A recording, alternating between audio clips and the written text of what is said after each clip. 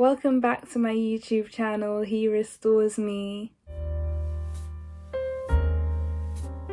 If you don't know me, my name is Ashley, and the pleasure is mine to be able to talk on this channel, share things about faith, lifestyle, and mental health. Today I'm going to talk about some of the coping mechanisms that I've been using recently. If you haven't looked at my last video, definitely check it out.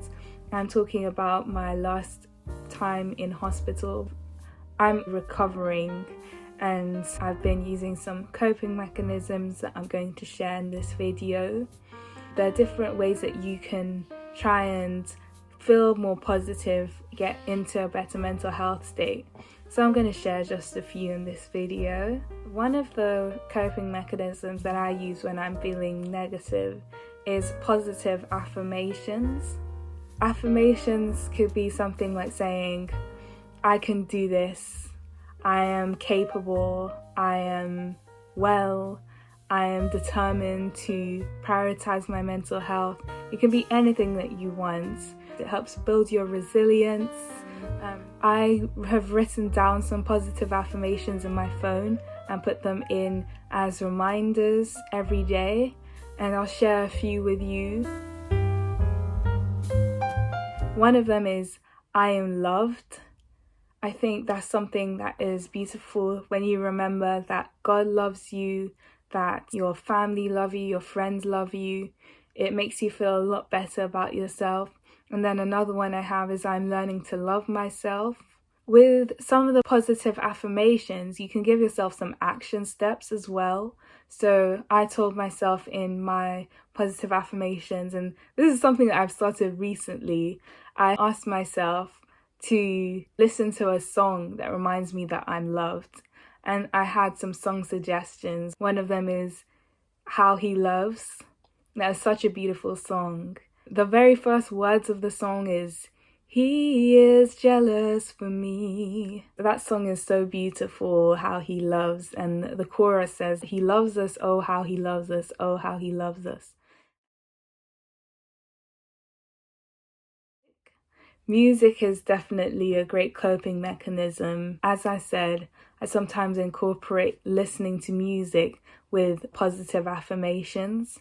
Some of the songs that I listen to are just positive affirmations in and of themselves.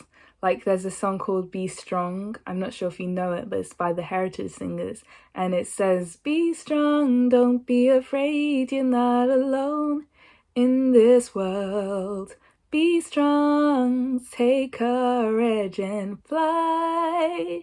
And it's just so positive. I would say listening to music, positive music, sometimes calming music is a great form of therapy, and it's a great way to cope with negative thoughts.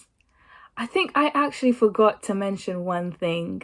I also forgot to mention writing down your negative thoughts and replacing them with positive thoughts. I think that's great when you're able to identify the negative thoughts that you have and you write down an alternative thought that could be more positive. For example, a negative thought that I may have is that I'm going to go back into hospital.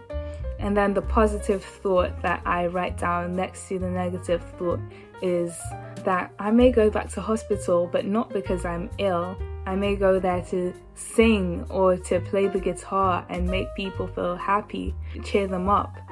So there may be an alternative thought that's more positive. And then by identifying the thoughts, you're changing the way you think. Walking has been a big thing for me.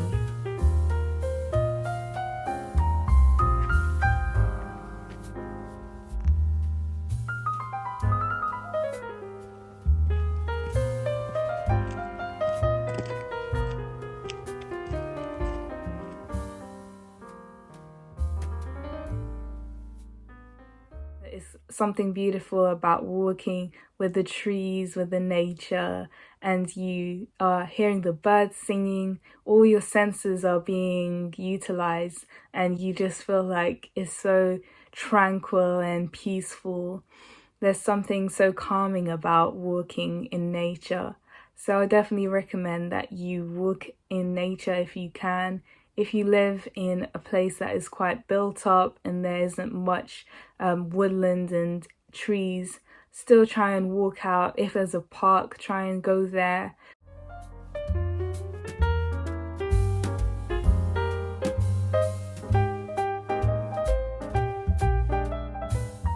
The last thing that I'll mention is writing in a journal is a great way of coping with what you're going through.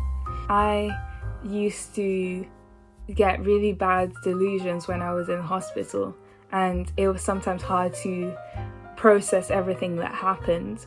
But when I realized I can write down how I was feeling, try and process those thoughts, it was helpful compared to just not talking about it and bottling it all in, because there are times when I start thinking about what happened in hospital and I struggle to forgive myself at times, but writing it down makes me rationalize things and see that I wasn't in control, and it was quite hard for me to judge myself based on what happened in hospital because I wasn't feeling that well. So I think if you write down anything, it may be that you don't want to write down something very depressing or traumatizing. You'd rather talk to someone about it, or you'd rather not talk about it at all. But just be patient with yourself, and when the time is right and you feel like you can write about this and you don't feel so many negative emotions attached to it, then you may feel like such a huge weight off your shoulders. So I hope that you found some useful coping mechanisms. Please share with me any of the coping mechanisms that you use. So I hope that you learnt something, and I hope to see you again very soon. Bye!